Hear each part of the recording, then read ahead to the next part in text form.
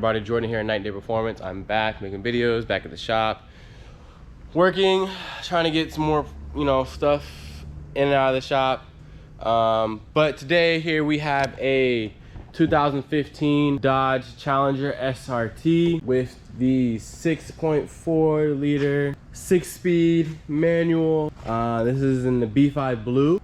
This car is very, very nice. We're gonna do a 426 build on this with a cam. As you've already heard, the cam in the car right now, the car does sound good, but we're gonna do something a little bit different. Give it a little bit, something a little more aggressive, but I'm not gonna tell you which one it is. You'll have to watch the whole video to find out what we're gonna put in it. We're gonna go ahead and get the top end to our part and get on the lift. Go ahead and drop that motor and trans together and get this car put back together.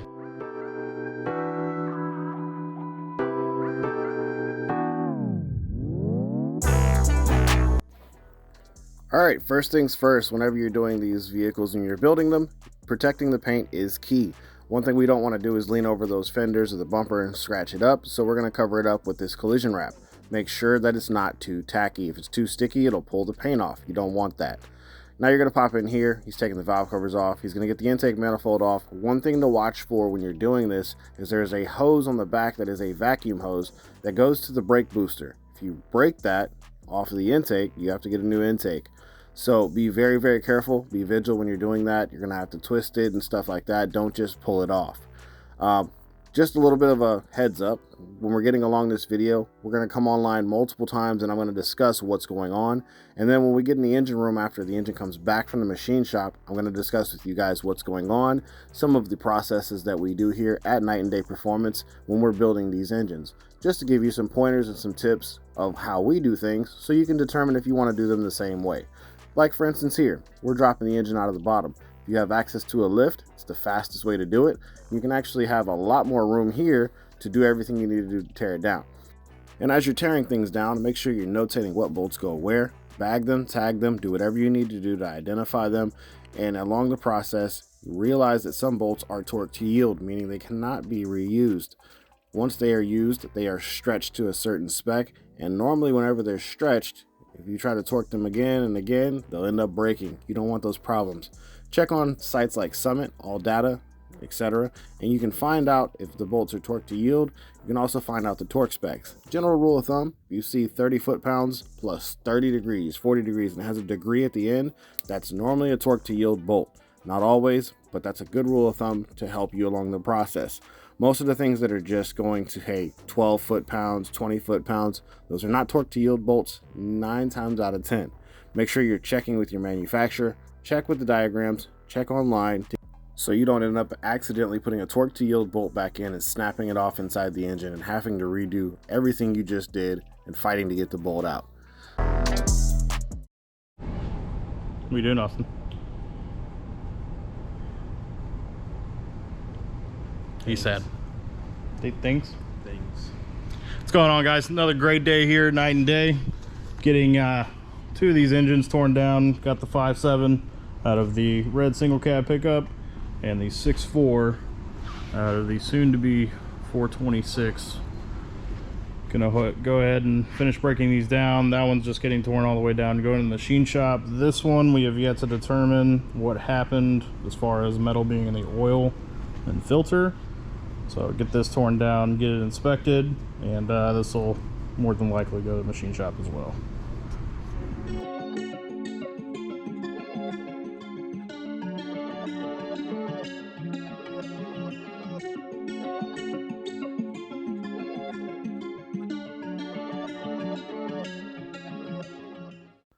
Teardown process is one of the most tedious processes that you think is not that important, but it really is.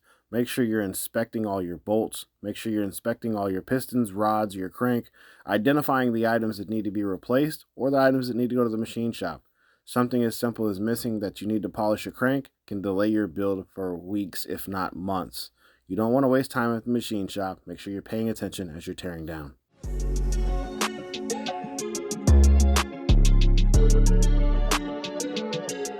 Yes, we are in the engine room. What is he doing? He's wiping down the cylinder walls. You saw a red liquid. That is ATF. ATF is a very good cleaning agent when you're building these engines. It's what we do when we're wiping down the cylinder walls. Yes, you went to the machine shop. Yes, you got it professionally cleaned. No, it is not clean. Transport, letting the engine sit around at the machine shop, back at your shop or your garage, those things can cause dust and dirt to get into the cylinders. The last thing you want to do is spend a lot of time getting everything all nice and pretty, getting everything all specced out, buying brand new parts, and then having a failure because you have dirt and debris that are inside your cylinders. So take a little bit of ATF, nice paper towel, not anything super cheap that's going to have all kinds of frays and everything that are going to get in there, and you're going to want to wipe down all of the cylinders until they are clean. How do you know they're clean? When the ATF is coming back out red and the paper towel is not black. That's how you know they're clean.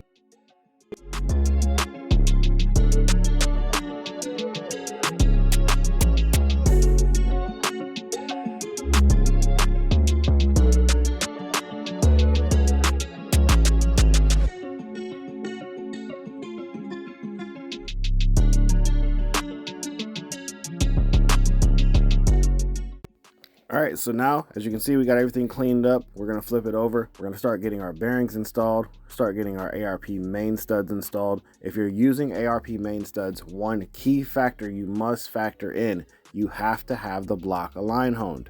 Some people will go and try to do these builds and they'll do them in their garage and they'll throw the ARP main studs in.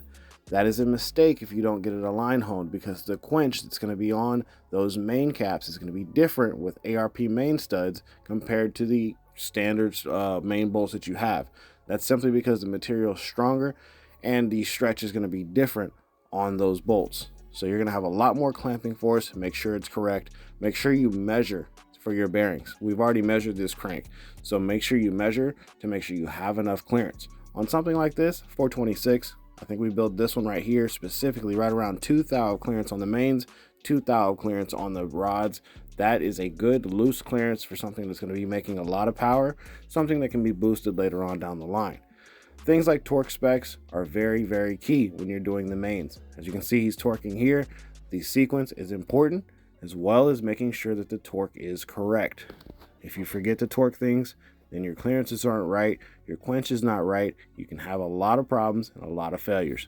Don't be the guy that spends all the money and has a problem. Alrighty guys, so back working on Caden's 426, getting ready to do some preliminary stuff. So I'm gonna put some DS plugs in, we get the rear main seal on, and then we'll be installing this here FRP, if this isn't in the way, Trident camshaft.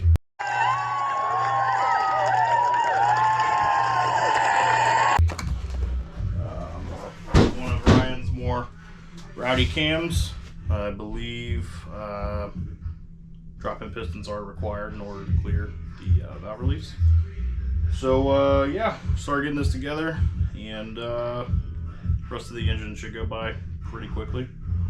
And stay tuned.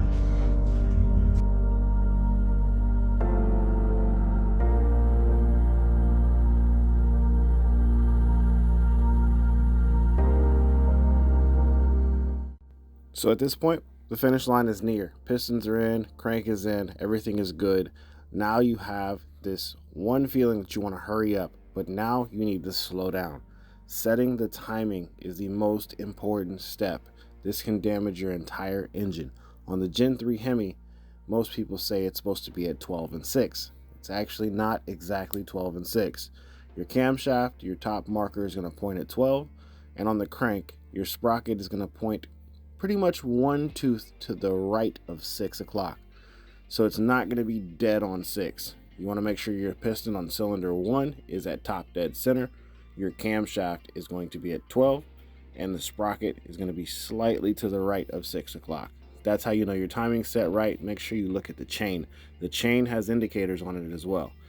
That is one thing you don't want to mess up. That is one thing you don't want to rush when you're doing this process, because if you do, you're going to have to redo this entire process of rebuilding the engine again, because if your valves hit your pistons, then they damage your pistons, they damage your valves, they damage your heads.